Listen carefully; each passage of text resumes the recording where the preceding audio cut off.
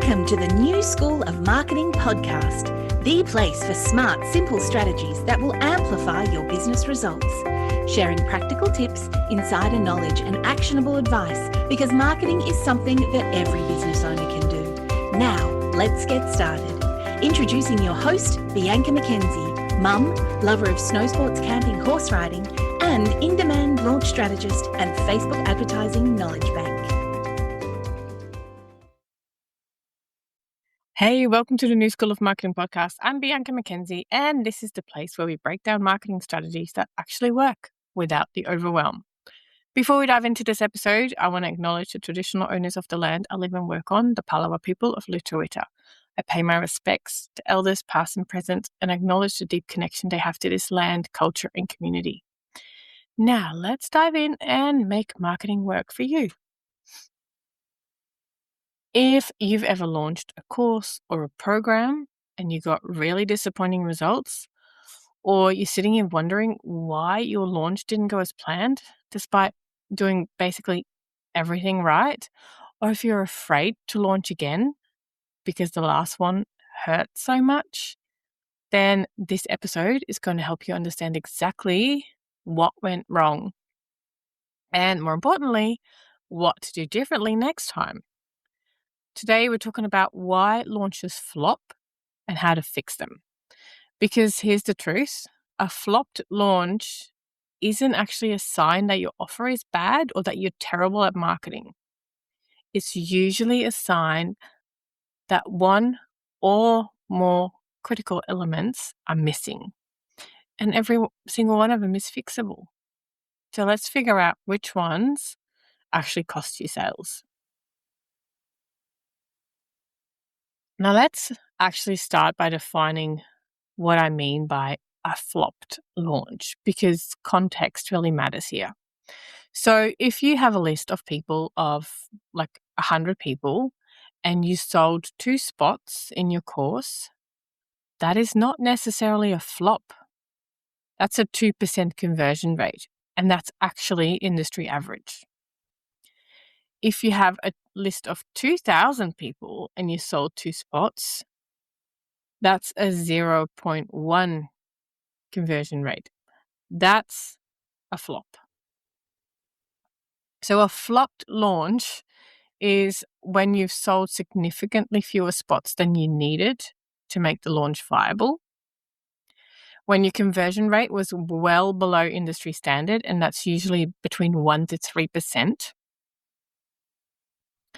When your revenue didn't justify the effort that you put in. And when you feel like you did everything right, but you got terrible results. Now let's look at why it happened. The first reason often is that your audience wasn't warm enough. And this is one of the most common reasons that launches flop. You try to launch to an audience that didn't know you well enough yet to invest. And here's what that looks like. You grow your email list quickly, but your subscribers are practically brand new. Like you might be like launching 2 weeks after someone joins your list. Or your social media followers are mostly new people. They might have seen like maybe 5 or 10 posts from you, not like 50 to 100. And also if you haven't been consistently showing up and building trust over time. And here's why it doesn't work. Most people need 7 to 15, yes, 7 to 15 touch points with you before they trust you enough to buy. If they've only seen you and your content like a handful of times, they're not going to be ready. Cold audiences need massive nurturing before they'll invest in a course or a program. So here's how you can fix it. Build your launch timeline to include at least 4 to 6 weeks of pre-launch content that really warms up your audience. Look at when people joined your list. If most of them joined in the last month, delay your launch or accept smaller results. Also, create content that builds authority. that demonstrates value, that really creates that desire before you even mention the launch or your product or whatever you're selling. So the benchmark is your best buyers will probably be people who've been on your list for 3 to 6 months minimum. If your whole list is newer than that, you need to kind of, lower your expectations. Reason number 2 is that you didn't create enough urgency. So your launch had no real reason for people to buy now instead of, I'll buy that someday. And here's what that often looks like. So maybe your course is always available. So there's like literally no deadline. Or your launch had like a cart close date, but there were no consequences. Like, because people kind of know that you'll open it up again in a few weeks. And maybe you had no bonuses, no special pricing, no limited spots, like nothing that really created that FOMO. And here's why it doesn't work. Without urgency, people are going to just sit there and go, oh, I'll do it next time. And then they forget. Or they just never feel the push to make a decision, like, because it's just not strong enough. Humans procrastinate. Like, we all do it. We need deadlines to take actions, or like really big juicy carrots, like, bonuses, special pricing, things like that.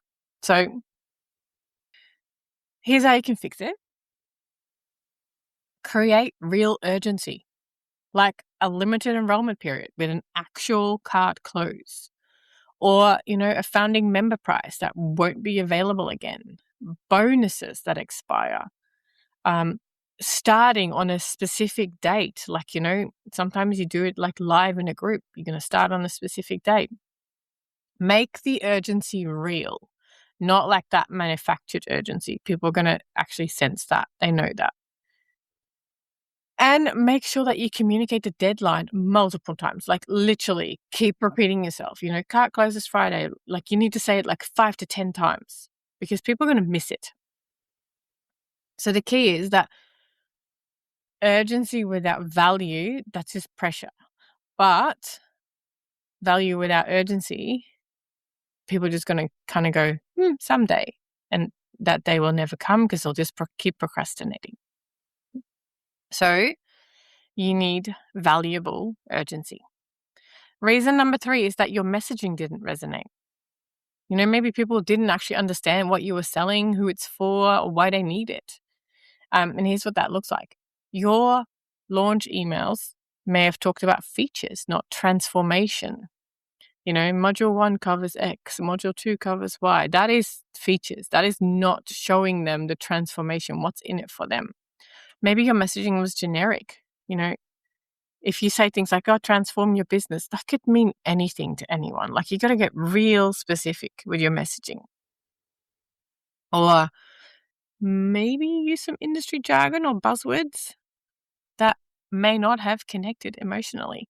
And I really started digging into this recently because I heard a whole lot of things. And I was like, what does that mean? And what does that mean? And I was like, maybe people don't actually understand because, it makes sense to me, but not to some others. So industry jargon. And here's why it doesn't work. Firstly, people buy outcomes. They don't buy features. They don't care what's in module 3. They care whether it's going to solve their specific problem. Generic messaging literally doesn't speak to anyone. You need to get specific. Specific messaging makes your ideal customer think, oh my God, this is for me. So how are you going to fix it? You need to lead with the transformation. Something like, this course helps overwhelmed service providers go from feast to famine revenue to predictable 10K months. Like, that gives them an outcome. It's like, oh, yes, I am in that up and down and I really want predictable 10K months. Use language that your audience actually uses. Pull the phrases from customer conversations. not like marketing books, AI or whatever. Like listen to what your customers say and use that specific language. Also, you need to address the specific situation that your ideal student is in right now. Like paint a picture of their current reality and the reality that your course creates. Like, from this to this. So here's the test. If someone reads your sales page and can't immediately tell whether it's for them or not, your messaging is too vague. All right, reason number 4 is you didn't demonstrate enough value. Your audience didn't believe that your course was worth the investment because you hadn't actually proven that you could deliver the results. And here's what that looks like having no testimonials or no results to share. You're launching a brand new course with no social proof. And that is okay because everyone starts from zero. But can you use social proof from another setting, or can you run a beta round and have a lower price and get some people through it so that you get those results and you can share that? Maybe your free content is all like inspirational fluff, but there's no real substance to it. So people are not going to recognize you as an expert. And maybe you haven't actually shared your own results or your methodology that makes your approach unique. If you are literally vanilla and you're blending with everyone else, then why should someone choose you? And here's why it doesn't work. Trust is earned through demonstrated value. If you haven't shown that you can help people get results, they're not going to risk their money buying your course. You need to prove yourself first. And sometimes that is by, inviting a few people to go through the course so that you can get those results before you do your big launch. So here's how you can fix it. If this is your first launch and you have no testimonials, do a beta round first. Offer it at a huge discount to 5 to 10 people in exchange for honest feedback and testimonials, because you need those. Share the results in your pre-launch content. Just go all out on it, your results, client results, student results. Make that transformation really visible. Give away genuinely valuable free content that showcases your expertise. Show them that you know what you're talking about. Not just talk about it, but actually show them.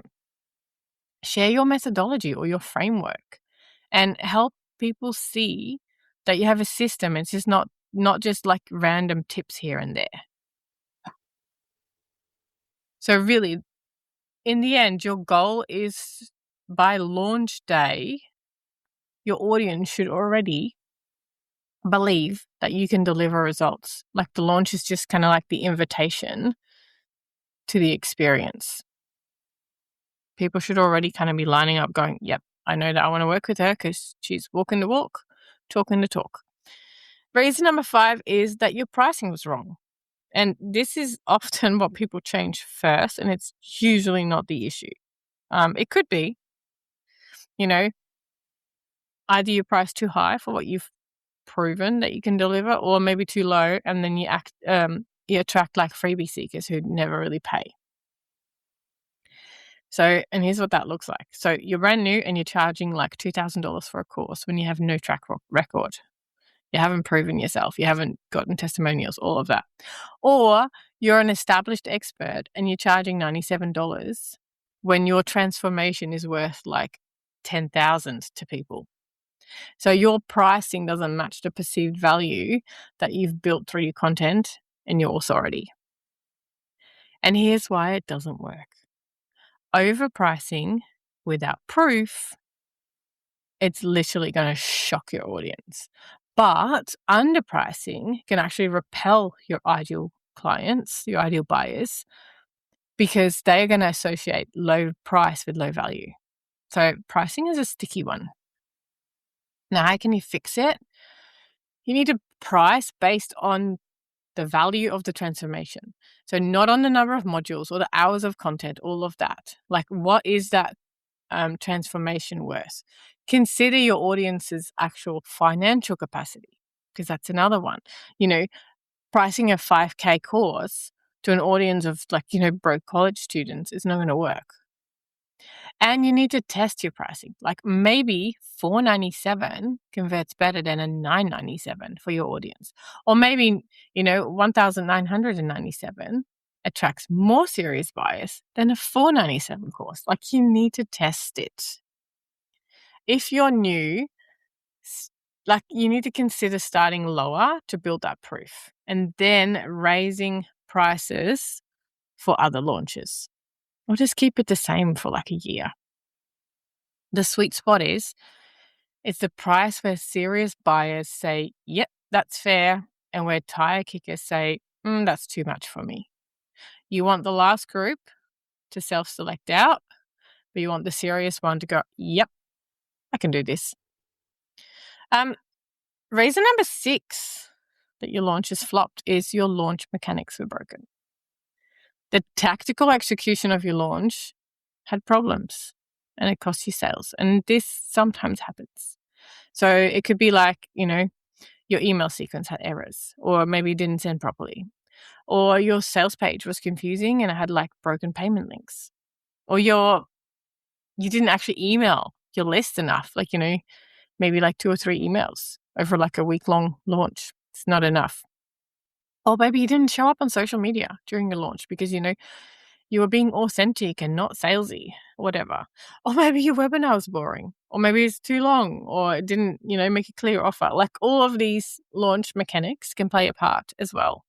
I know there's a lot to launches and it's not easy. It isn't.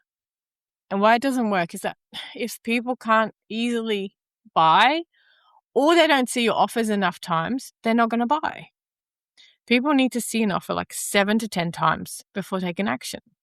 If you only mention it twice, most people are going to miss it. I know it's ridiculous and it sounds crazy, but they need to see it 7 to 10 times. This is why your launch period and your pre-launch needs to be long. So here's how you can fix it. Well, firstly, and you should do this anytime, but test everything before launch. Test your payment links, test your email sequences, your sales page on mobile and on desktop. Don't forget mobile. And email your list more than feels comfortable. Like during a week-long launch, daily emails, that's appropriate. You're not annoying people who are interested. You're reminding them. I know this is one that a lot of people kind of get stuck on. You're not annoying people. You're reminding them. Show up everywhere during launch week, like social media, email, stories, lives. Be visible, literally to the point where oh yes, that's her again. If you're using a webinar, make sure that it actually delivers value, but also makes a clear, compelling offer with a strong call to action. The reality is, you're going to feel like you're over communicating. And your audience will only feel like you mentioned it a few times. That gap is real. You're going to feel like you're doing way too much and your audience are going to just see it enough. It's crazy. Reason number 7, you launched to the wrong audience. It's possible. Sometimes the problem isn't how you launch, it's who you launch to. And what that looks like is that your free content attracts beginners, but your course is for intermediate users. Or your audience is like hobbyists, but your course is priced for serious business owners. Or your followers love inspirational content, but they don't actually want to do the work that your course requires. It's possible. And it doesn't work because audience mismatch means that you're marketing to people who will never buy, no matter how good your launch is. So how do you fix this? Well, you need to get brutally honest. Really, you need to get honest about who your audience is, your current audience, versus who your audience needs to be for this course to sell. If there's a mismatch, either change your course to match your audience, which is a really big undertaking, or change your content to attract different people. which is probably slightly easier. Survey your audience before launching. Like, ask them directly if they would be interested in what you're planning to create, like before you build the whole thing. You can actually pre-sell as well, like sell the course before you even built it. Because the hard truth is that sometimes you need to grow a different audience before you can successfully launch certain offers. It's just the way it is. All right, so your launch flopped. Here's what you should do right away. Firstly, feel your feelings. 48 hours, just let yourself be disappointed. It's okay to feel discouraged. It hurts, it does. But I don't want you to sit there and wallow for weeks. Like, give yourself 2 days and then get analytical. So the next step is to gather data. How many people are on your list at launch? How many people opened your emails? How many visited your sales page? How many started, checkout but didn't complete? Like, how many bought? This is going to tell you where the breakdown happened. Like, do you have low email open rates, or like low or high page visits but no sales? Like, you need to look at, like, if you have low open rates, your email subject lines or your list engagement is a problem. If you have like a lot of page visits but no sales, like the sales page might be a problem, or your offer. Like, you need to start looking at the story of your analytics. The next step is to survey people, like email people who didn't buy, like, saying, I'm trying to improve and I'd love your honest feedback. What kept you from enrolling? Was it timing? Was it price? Not the right fit? Something else? You're going to get valuable data about objections, maybe pricing concerns, messaging issues. You might get people saying, I didn't know, which means you didn't actually tell them often enough. So find out. And the next step is to identify the top 2 to 3 issues. Like, don't try to fix everything, but based on your data, what were the 2 to 3 biggest problems? Like, maybe it was, your audience wasn't warm enough, or maybe your pricing wasn't quite right. Obviously, you need enough data to make this call, because, if only one person said that, then that's not enough data. Maybe your sales page was unclear. And then make a plan to fix those specific issues. Like, for each issue, what's the fix? Is your audience not warm enough? Then add 4 weeks of pre-launch nurture to the next launch. Is the pricing not right? Well, then test a different price point. Maybe your sales page was unclear. Rewrite it, focusing on the transformation and not the features. And then the next step is to set a relaunch date. Like, don't let the flopped launch be the end. Decide when you're going to launch again, 3 to 6 months out, and commit to fixing the issues before then. So how can you launch better next time? You need to have a long runway. Like, 8 to 12 weeks out, you need to start building anticipation, drop hints, share related content, get people thinking about the problem that your course solves. Then 6 weeks before your launch, like, you're really going to go hard on that pre-launch content. Share your framework, client results, behind the scenes, of course creation. Build authority and build that desire. Then 4 weeks before your launch, you're going to open your wait list. I'm launching my course on this date. Join the wait list for early access and bonuses. And then continue giving them valuable content that warms up your audience. Then 2 weeks before your launch, send exclusive content to your waitlist. Maybe a live training, a Q&A, a preview, and create urgency around founding member benefits. And then your launch week, you've got on Monday, card opens with a big announcement. Tuesday to Thursday, daily emails addressing different objections or highlighting different transformations. And then Friday, cart closes tomorrow, and then, push. Final day on Saturday, send 2 to 3 emails on that last day to say, last chance. Be visible everywhere, social media, stories, emails, lives, all of it. And then post-launch, you need to survey your buyers and your non-buyers. And then you can make changes based on the feedback. And then you can start planning your next launch. This structure is going to build momentum, it's going to create urgency, and it's going to give people multiple chances to say yes. Now, finally, let's talk about the mindset shift that helps you launch again after a flop. I need you to sit there and go, instead of saying my launch failed, I need you to say my first attempt didn't work, or if it's your second or whatever. Launches are a skill. Your first attempt is data collection. It's not a final verdict. So I also want you to shift from, nobody wants what I'm selling to my messaging or timing or audience wasn't right.